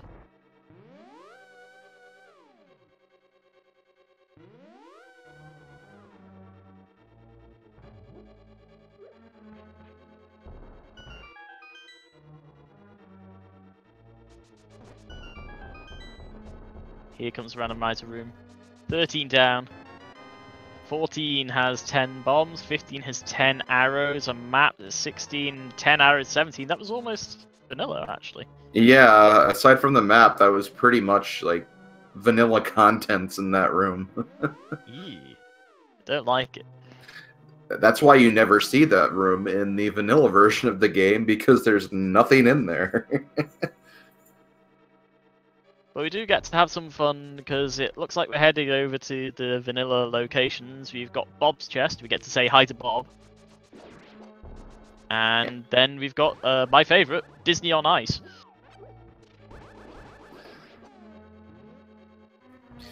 That's true. Even though we're not at the end of a dungeon, all the bosses inside Ganon's tower, with exception to Aghanim, are going to be randomized, so we could get some interesting combinations in here. Yeah, not guaranteed Disney on Ice today. It could be completely different. Could be Trinex on Ice. That'd be scary. Ugh, yeah. Hi, Bob. And Oh! denied. We're not going to see what's on the ice. We're just going to get the chest instead.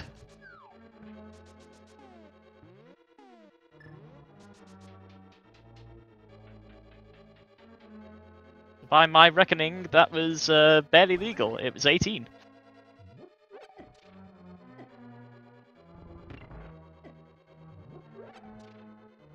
I really would have liked to have just, you know, just taken a second just to jump down there to see what the boss would have been. You don't have to fight him, just... But I understand, it's a race. You don't want to waste that time. No, we can go back at our own leisure later and find out. But by that point, everyone will have gone home. Yeah, Everyone will be doing other things by then.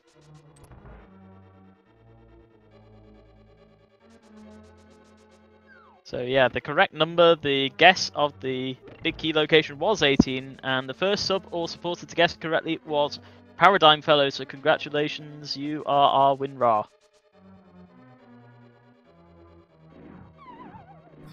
Julloninja jumping down in the hole before taking on this room, because you get those invincibility frames, so you can run right past all those cannons.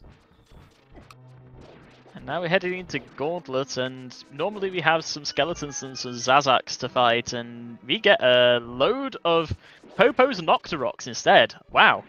I would take this Gauntlet over the normal one. This seems nice. Yeah, it's... As we mentioned before, and as chat was alluding to, these rooms really favor those shadow guys, and those can be really tedious to take care of.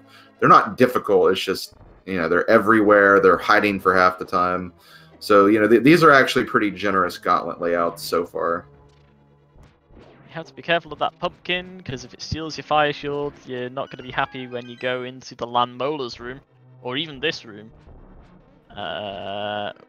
No shield stolen just yet, but 3 high knocks instead. Wow. That's a tough break. Able to take them out quite quickly, though.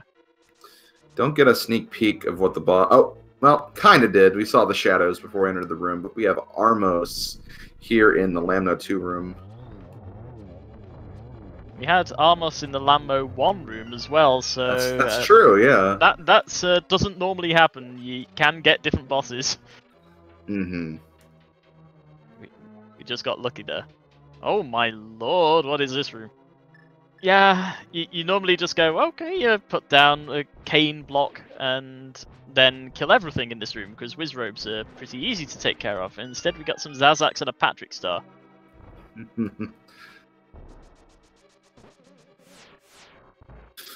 So yeah. Oh, similar in this room too. So yeah, we only have one more unique boss we'll be seeing because of the nature of just the general rooms and the plot demands it. We'll still have Aghanim for both the Ganon's Tower and Aga Tower fights, and of course Ganon is going to be on his vanilla location as well. So we just have the Moldorm 2 boss. That'll be the last unique boss we'll see in this seed. Interesting that prdwong has gone pretty much the same route so far as Julloninja did, trying to find the big key. So gamble right first and then heading through left.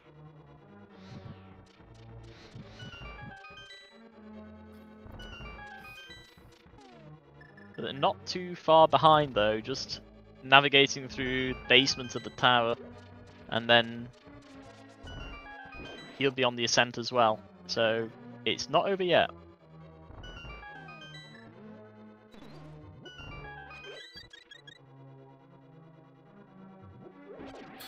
I think at this point, the only bosses we haven't seen in this seed, and we will not be seeing, are Vitreous and Blind, as we have another Cold Stare fight. This one can be slightly dangerous. Same reason that it was dangerous on top of Tower of Hera, except this platform is much more narrow, so high risk, high reward. You can kill Cold Stare pretty quickly, but he can bump you off into the abyss quite quickly too. Yeah, Jullo got some like really nice patterns there. Was able to kind of keep the puffs in the corner, so they weren't able to really get out, and was able to get a double spin on them. So took care of that very quickly. Ooh, dangerous nightmare room, but he got through. He's able to get through and not get hit by any of the spikes.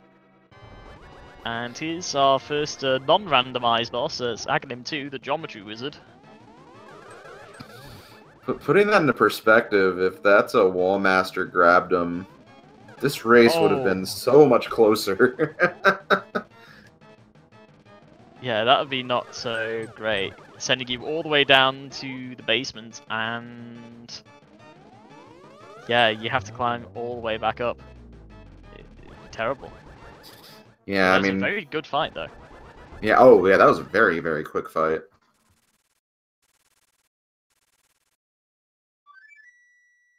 So there's one thing left to do in this, and that's to go back to the light world and take on Aghanim 1 and kill him in the past before we killed him just now. Wait. Huh. Maybe he's trying to correct the timeline because he hasn't done this. He's like, okay, well, before I jump into the Ganon fight, I better go back in time and, you know, and put Breath of the Wild in the timeline with the other games. This is what happens. You create a time paradox, and now you've got everything's gone wrong. Well, I guess to be fair, though, it's not really that we're going, like, you know, back in time or, you know, forward in time or anything. It's more so just a different dimension. So time may not even be a factor, but still, for this seed, we have to do those two. Speedrun racing time is not a factor. What planet are we living on? Anyway, there's the first small key. There are only 2 chests in here, and both of them are small keys. Wow. No, it's not key sanity, so that's pretty much going to be the case. Key sanity makes everything difficult. Oh yeah, I have a lamp. I can go up there logically now. Oh dear. Although this enemy placement has been pretty nice so far. Nothing. There's got some Lionels in here, so it's not entirely free.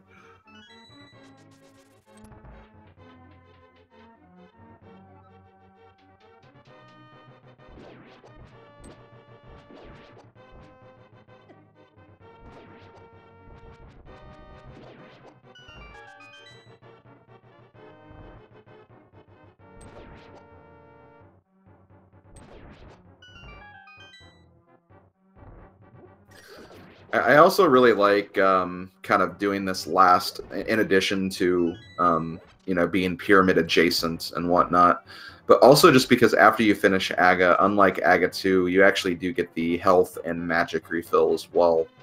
So it's also kind of nice to have that as well. Yeah, just having that little boost of energy before going into the final fight is very worth. Mm-hmm. And it's nice as well. It just puts you exactly where you need to be on top of the pyramid. And oh look, there's a hole already in here. I'll just jump on through. Thanks very much. As I was before I went to this dungeon. So now we hope for RNG to be on the sides and no blue balls. Mm-hmm. It can be anywhere between 0 and 15. 15 is unheard of, but average is about 2 or 3. So yeah, I believe 3 is like the most commonly occurring scenario, as we already get our first one. And I can imagine during this fight, just not knowing where your opponent is, you're probably kind of stressing, like, come on, make this fight go a little faster. Even though both runners will have the same exact RNG, just that waiting you have to do can be really, really stressful. And you really don't want to be the person who misses one of these reflectable shots as well. Mm-hmm. Because as soon as you miss one, then you're going to feel really bad. You feel like you're really behind. Oh, that's not nice. He's forced it onto another cycle. So after the lightning shot, the next shot is always reflectable energy. I think that's going to be it for the fight. And down goes Aghanim 1. So yeah, that was 3, as we expected, so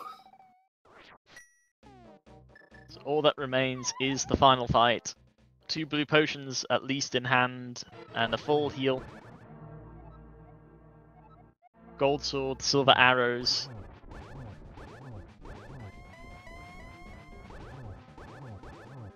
Already on to phase 2. You only need 6 hits in this phase to take him on to the next phase. So I believe that's already on to phase 3 now. Gold sword is pretty good. Who knew? yeah, it's alright. It's alright. It's getting the job done.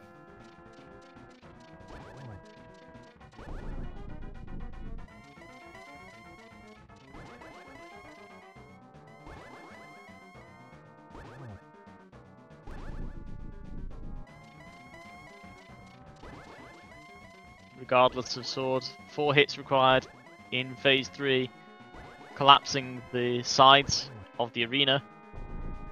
And now we get into the interesting part. How many silver arrows can you put into him before the torches go out? That was 1. I only need 4. Looks like he is going to have to light the torch again, but that's not a problem. Just 1 more hit remaining, and wait for it. There it is.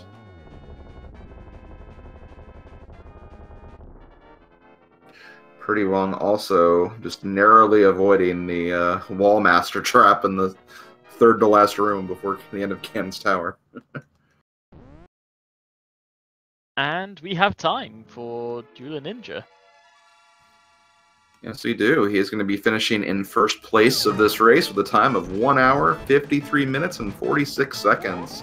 Get your GGs in chat. Very well executed and very well routed by Julloninja here today.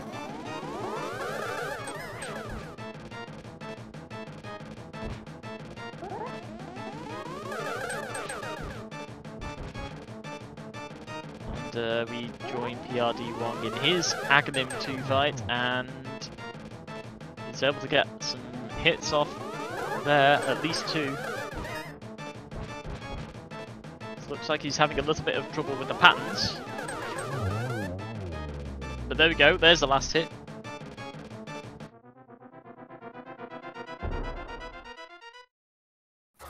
Now all he has to do is he has to make his way through Aga Tower and then do his Ganon fights. And in addition to making it through Aga Tower, he will also have to do it in the dark as well, because he never found that lamp.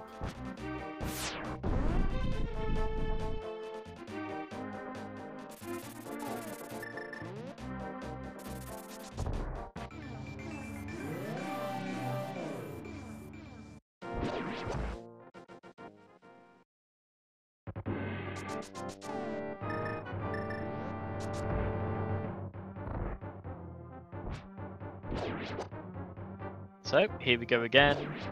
Climb through Castle Tower.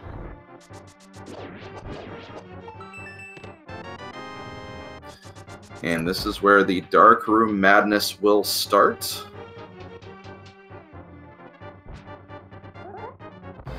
Two of the rooms aren't too bad. If you know the layout, you just generally just kind of go in the direction the door is. This is where things kind of get a little bit difficult. We do have the fire rod though, so there are some torches in here we can light if we feel like we need them.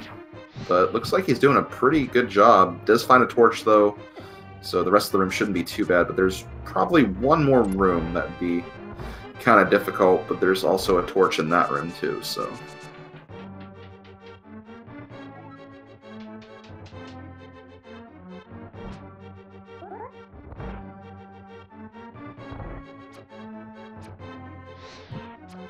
And there we go. He's through the dark rooms. And spots there's a Lionel in there, and soon leaves. It's like, nope, don't want to be in there. Not with that. No, thank you.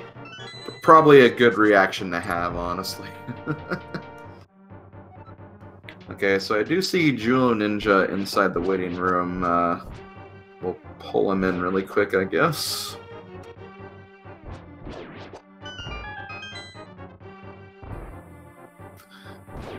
And joining us, we have Julloninja, our winner for this particular race. GG on your win. How are you feeling after that seed? I'd like to say that is a mean wall master on the 7th floor. Yeah, that was pretty mean. We got kind of worried when we saw that come down, but thankfully you were out of the way. Thankfully it was a mimic and not a spike, otherwise I was right into that wall master. That was a scary moment. We saw the hand come down and thought, oh no, that could be a bit dangerous. Having to climb the whole tower again. Unfortunately, that didn't happen. I mean, the seed was kind of linear once I got the mitts. Dungeon to dungeon. With a pit stop to Zora area. Yeah, really, the routing, and really just fantastic routing all the way, or all around. Even just in the beginning, like in the light world, you know, generally gonna have to be taking stops at all those general locations anyway. But it seemed like the way you routed it, you actually were able to get the Dark World items pretty quickly. So you were in the Dark World before prdwong was. And then from there, like you said, pretty linear from there, just kind of going around the entire world in a counterclockwise fashion. And then once you got the, you know, the true Death Mountain access, go up there. Even the Ice Rod obviously kind of threw a wrench in the plans when you found that Trinex, but even then it wasn't too much far beyond that point, and both of you kind of made that same play at the same time, so didn't really lose a whole lot of time because of that either. So just very nice routing on your part. Yeah, well, I mean, the Ice Rod was... It forced you to double dip Turtle Rock, because Book and Flute were both in there. That's like... Not to mention, the big key was also boots locked as well, and the other item in there was the boots, so... Yeah, it's just like, let's lock up Desert Palace as much as we can, and we can go to Turtle Rock. Yeah, really. But they're good for an Randomizer seed. I mean, you got red mail like, you know, 10 minutes in or something. You're pretty much safe from everything except, you know, Lionels and big spikes were everywhere. Right. I guess really quickly, just to kind of talk and ask about that, these were your settings, correct? My settings. Is there any particular reason why you chose Randomizer? Is it just a mode that you feel comfortable in? Were you kind of expecting maybe it would be kind of prdwong's downfall against you, or at all, anything of that nature? No, I just enjoy playing Randomizer. Oh, and that's a good enough reason to play it. Yeah, it's like I get enough of the other modes from just pick Randomizer to see where things go.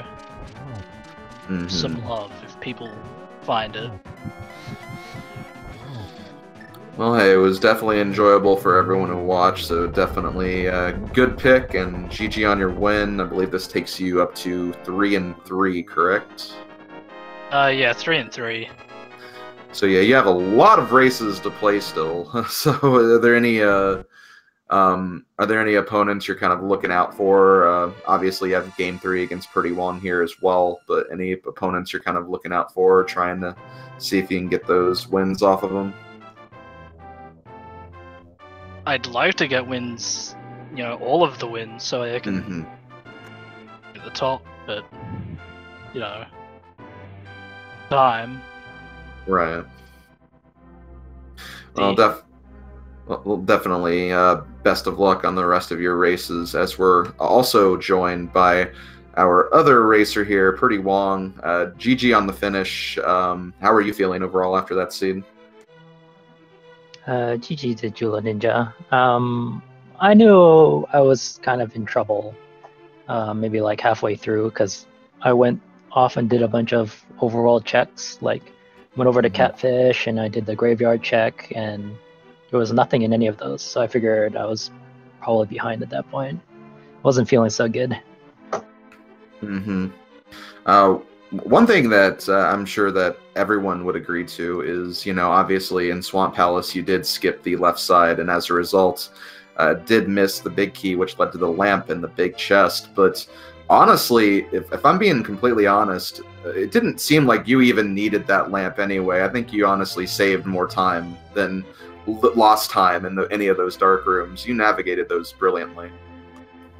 Yeah, especially getting the health early, like I wasn't too concerned if missing lamp. The part that worried me the most was that I figured if Jullo had gone there and the lamp was there, that opened up Death Mountain for him right away, and then he would probably go there instead of doing a bunch of the checks that I did that turned up nothing.